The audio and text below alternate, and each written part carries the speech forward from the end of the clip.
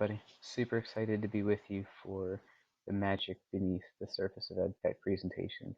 This one being a special G Suite edition.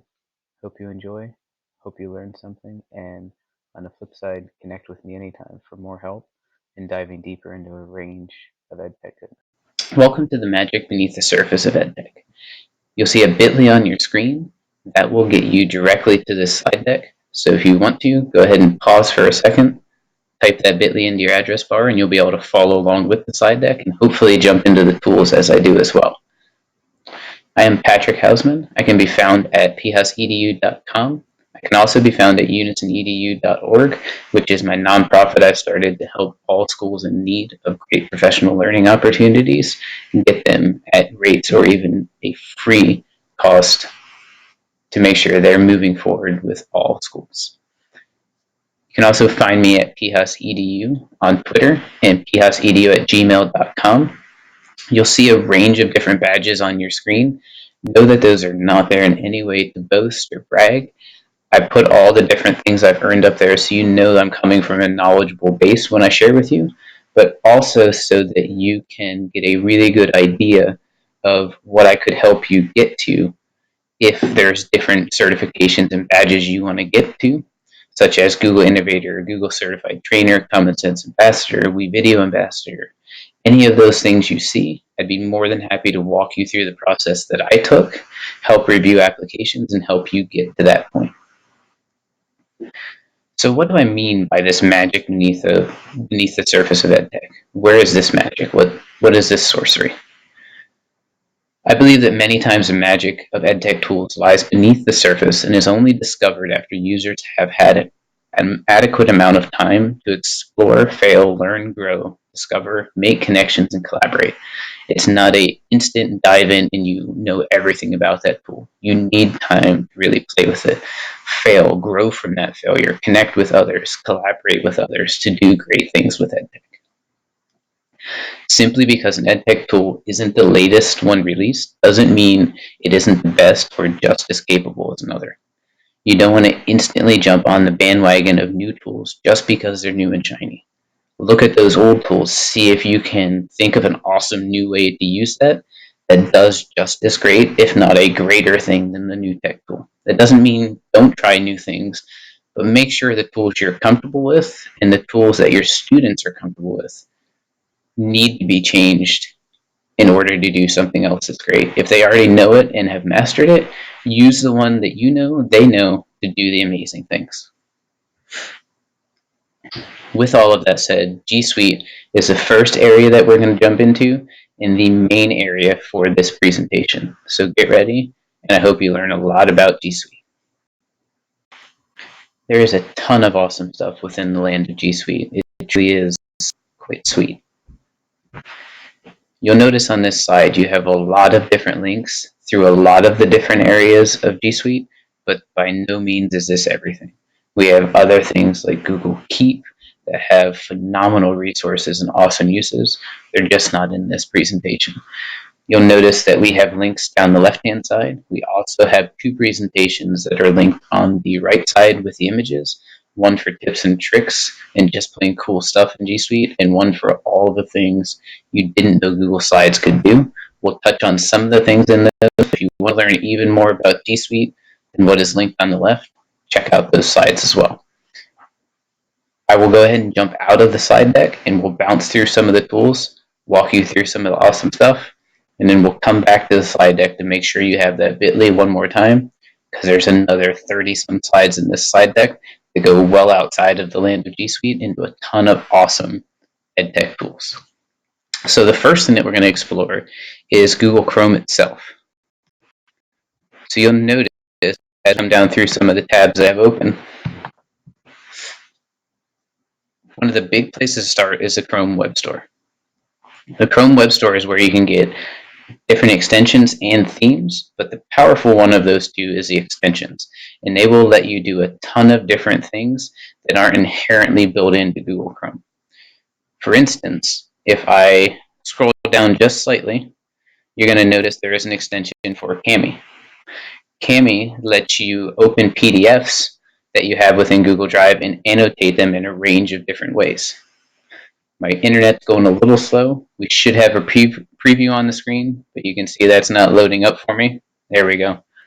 So what it does is allow you to annotate via highlighting, via text, and a range of other ways for free. There are a couple freemium pieces, but one of the things I always recommend within the store, check the overview, check the different things that give you an idea of what it does here, as far as there'll be some images or maybe some videos. Then also jump over to the reviews, see what the reviews are saying. And what I would recommend is changing this helpful to recent so that you see the most current reviews, not necessarily just the ones that are skewed towards the good side.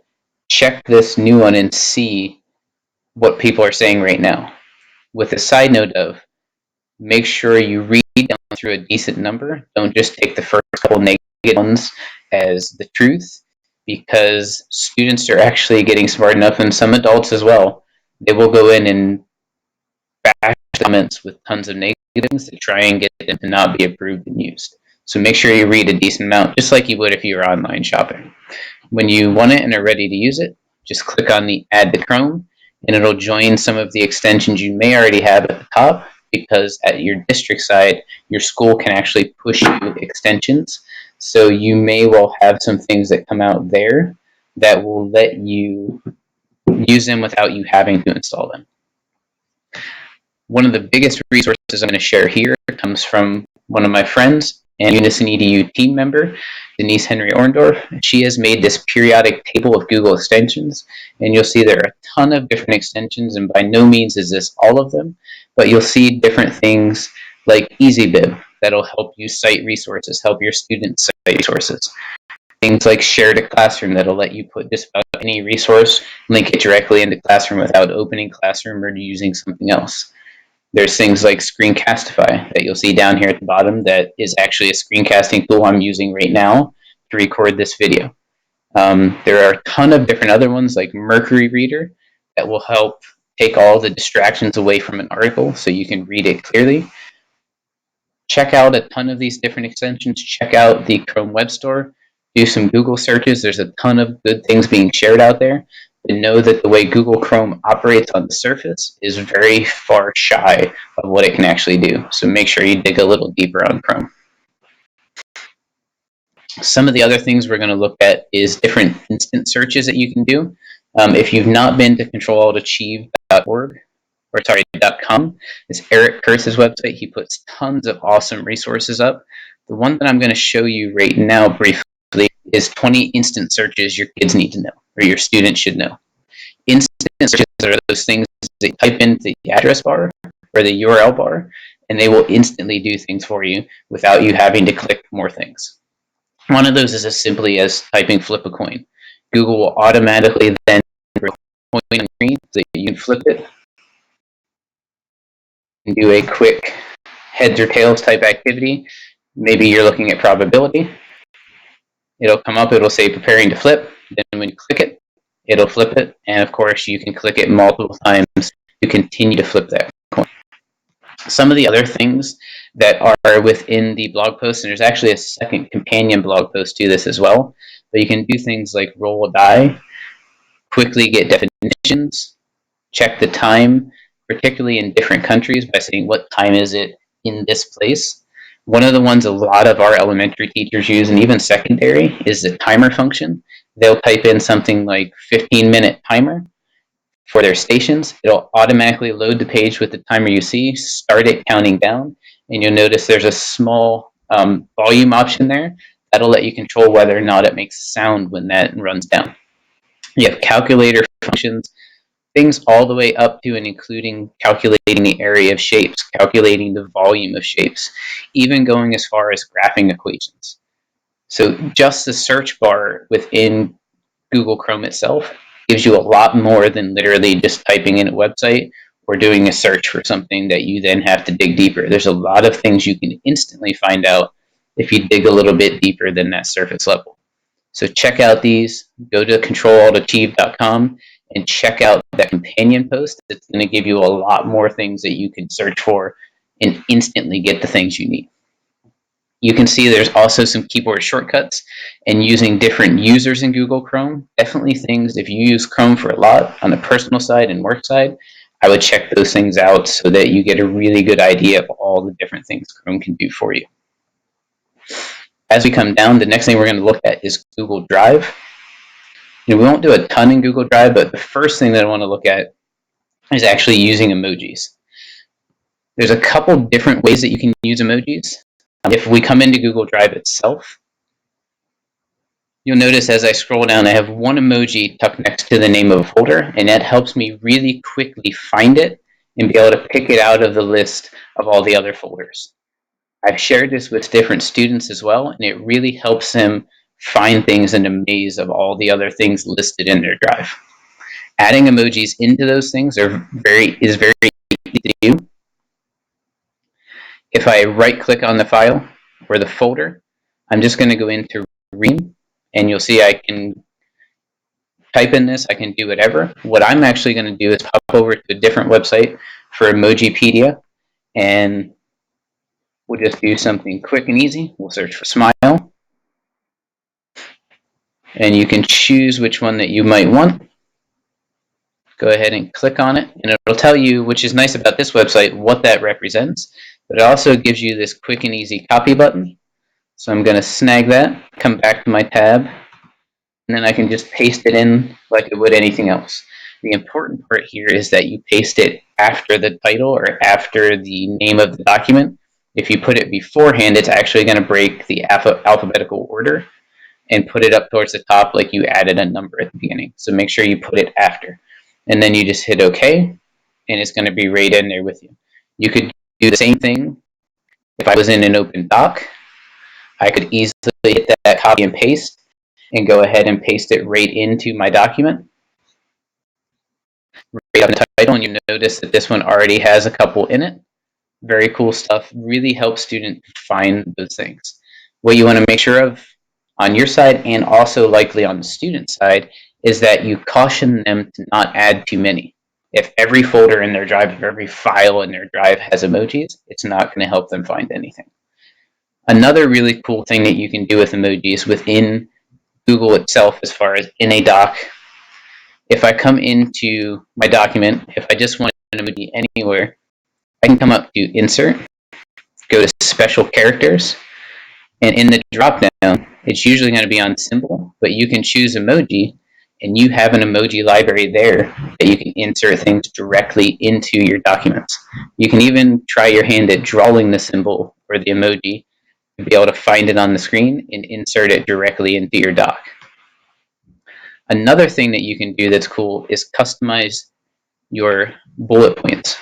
So if I click on the bullet point twice, then I'm going to right-click, click on more bullets, and you'll see I'm right into that Insert Special Characters again. I can choose emoji, and I can make any emoji that bullet point. And if I hit enter to add another one, it's going to be that same emoji. Cool stuff, and stuff that really captures students' attention and makes it a little bit more exciting than just another bulleted list. Side note of, think of different projects you might be able to do as well, as far as something one of our teachers does is recreating the Bill of Rights written completely in emojis. As we come through and look at our document a little more, popping back quickly to the slide deck, you're going to see that there's a bunch of other things here, like shortcuts, workspaces, and different apps that you can bring in, just like other things in the land of Google. If I go to New and More, I'm going to see all of those other things I do with forms, drawing, maps, sites, different apps I connected into my drive to do other things. For instance, like WeVideo allows me to edit different videos. Jamboard is another piece that allows me to do whiteboard type things in the land of Google. Beautiful Audio Editor, I can edit audio in Google Drive, which is not a capability it normally has. But if I scroll to the very bottom of this list, and again, I'm in the Create More, then at the very bottom, Connect More Apps, I will have an app library that I can search down through and install things. A lot of these, including this app store as well as extensions, need to be enabled by your G Suite administrator to allow you to install them. A lot of times it's disabled for students and left on for teachers, But if you get to this and it doesn't let you install anything, connect with your administrator to get that turned on. Those are some cool things that you can do within Drive and a little bit within Docs. As we come down through, we're going to go ahead and jump right into Docs and keep rolling on quickly through our different things. So in the land of Docs, you'll notice I closed tab when needed. Quick tip, Control-Shift-T will open the last tab closed, and say it was 5 tabs ago, just hit Control-Shift-T 5 times, and it'll instantly bring back those 5 tabs in the order that you closed them. But if I look at this, we also have add-ons within Docs, which are really cool. So if I come into add-ons and then click on where it says Get Add-ons, that's going to let me explore, again, another store full of different things that add increased function and capability to Google Docs. So it's going to give you different options that allow you to do things like bibliography work with EasyBib. It's going to give you maybe math type that lets you type different things within the realm of equations, things like that. There's also a great accessibility add-on that you can use called Crackle Docs that'll scan through your doc and give you suggestions on how you can improve it for accessibility. But you'll notice I have a fairly small scroll bar, which tells me I have a lot of different things I can check out in there. These will not slow down your machine at all, but something I should have mentioned when I talked about extensions is you want to make sure you don't install too many, because extensions can slow down your machine. I would also recommend, you'll see a small yin-yang symbol at the top right of my screen. That is extensity. That will let you toggle on and off extensions that you use or install, so that if you need it right now, you can just click it, turn it on. If you don't need it, click it to turn it off, so it's not using those system resources. Another thing in Docs that I want to show you is within the Tools menu.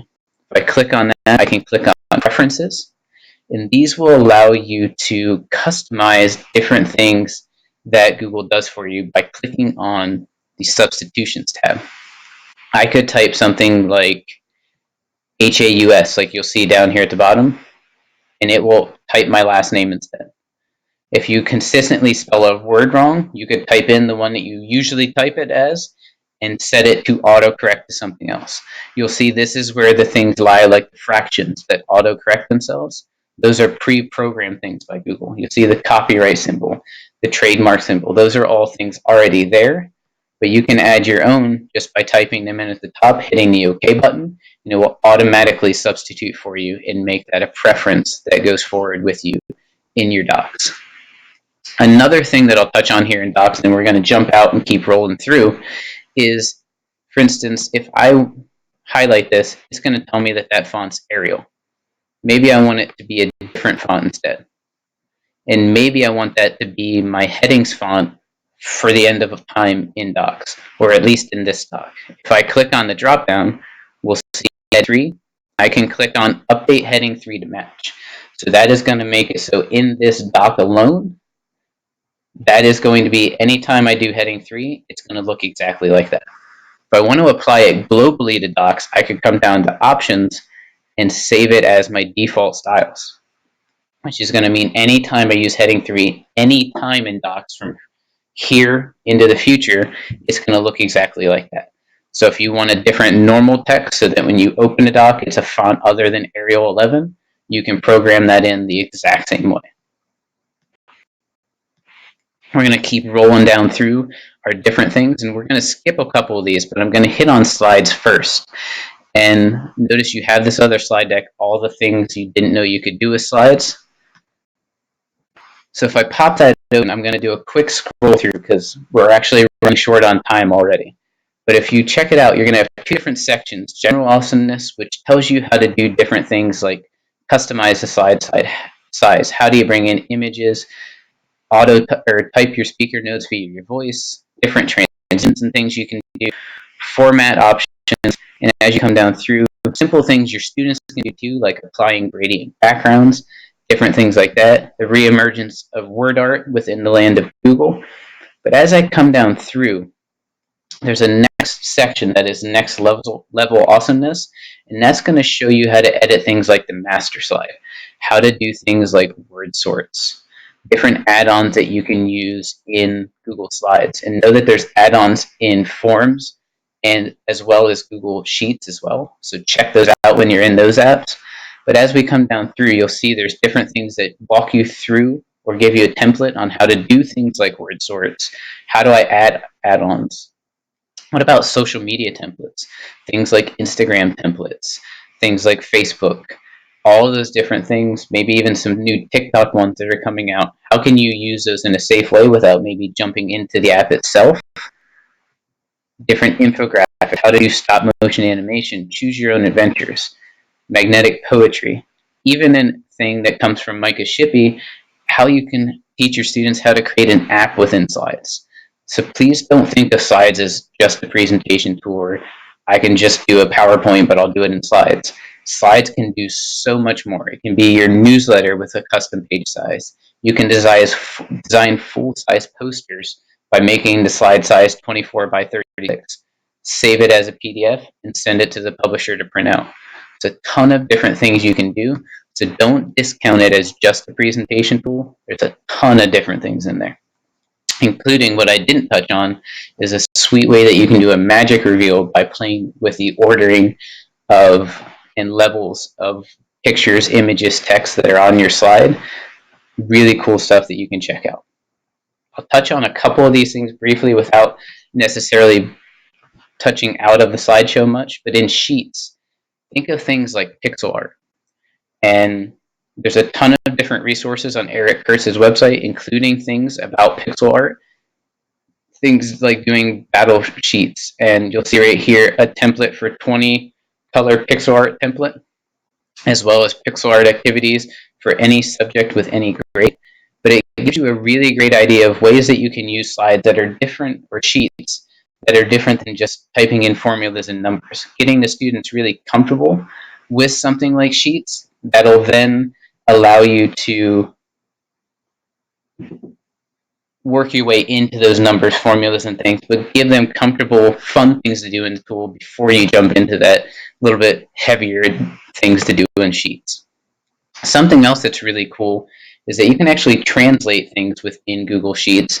And on jakemiller.net, his website, he actually gives you an animated EduGIF here that shows you how to do this within Google Sheets, where you can have it translate into different languages just by typing in the right formula and then filling downward, and it's going to translate those things in different ways for you. Really cool kind of trick or hack that I didn't even know about, but is really simple to do and could be a game changer in your classroom with your kids. One of the last things I'll touch on is flippity.net. This does a ton of different things with Sheets, and they give you demos, instructions, and templates for just about everyone, from things like scavenger hunts, quiz games, random name pickers. You can actually make tournament boards or brackets, badge makers, crossword puzzles, bingo, hangman, certificates, tons of different things that all use easy to follow instructions and templates and utilize Google Sheets. As we continue down our list and get towards the bottom here, there's a lot of cool things you can check out with forms. One of the biggest things I like about it is creating basically really easy to create digital breakouts that use something like Google Forms with the verification side turned on. There's directions in the slide deck there for you, as well as playing with the confirmation message, embedding some sort of enrichment activity in there via a link, so that when students finish whatever quiz or activity breakout they're doing, there's one more added wrinkle that they can get to and add something fun on.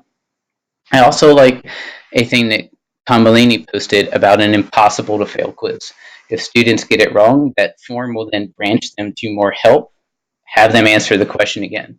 So think of it a way that they can do a quiz but review at the same time. Really sweet stuff. And the last thing we'll touch on in this slide is Google Drawings. And the only one I'm going to touch on this one is what Eric Kurtz calls a Google link, which makes it very similar to if you've used ThinLink. This is what it is, but made in the realm of Google. You can create a Google drawing, and this will walk you through 100% of the steps of how to do it. You can embed links, pictures. You can even use a hack that is listed on the slide to bring in an image, or sorry, a video within Google Drawings, something you typically can't do, but watch that link and you'll know how to do it fairly quickly. But what it allows you to do is embed everything in one spot, use the published URL, and then you basically have a one-stop shop for all your student stuff that they could link into different websites, their different activities. They could watch a video, answer questions from a Google form. Anything that you can link in, you can bring into the Googling, have it in one spot. And this actually is a good segue and a touch point to something I didn't touch on up in the top part here, and that is hyperdocs and a way to package your lesson all in one spot. That is linked on the slide as well. If you look at hyperdocs.co, you'll get tons of information there.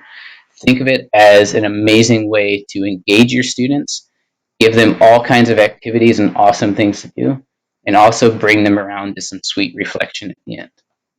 And that's where we're going to head right now. At the end of the slide deck, you're actually going to see a slide that is going to be an evaluation link. Please do that. Give me some feedback. Let me know how it went. I know we went fast, but remember too, this is a video, so you can go back and pause and rewatch anytime. And also check out some of the many different sections like Flipgrid, Adobe Spark, Wakelet, tons of others that are linked in.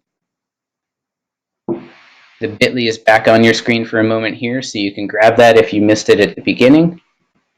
And I'll also bring up my contact information so you have that one more time. Please contact me anytime. Doesn't matter if it's today when you watch this, a week from now, a year from now. Send me questions, connect to collaborate anytime. We'll make great things happen with our students. And the last thing that I would ask you to do is towards the very bottom, and I will leave you with this, to repeat. Please place your hand on a keyboard when you do so, and give your permission, self-permission to dive deep into Edtech, to check out the magic down below by reciting this oath. But remember the last part of connecting with a loved one or a friend that can bring you out of that rabbit hole if you dive too deep or go for just simply too long. Thank you guys. Really enjoyed being here with you. Wish we were in person, but love that we could do it virtual, if nothing else. Thanks.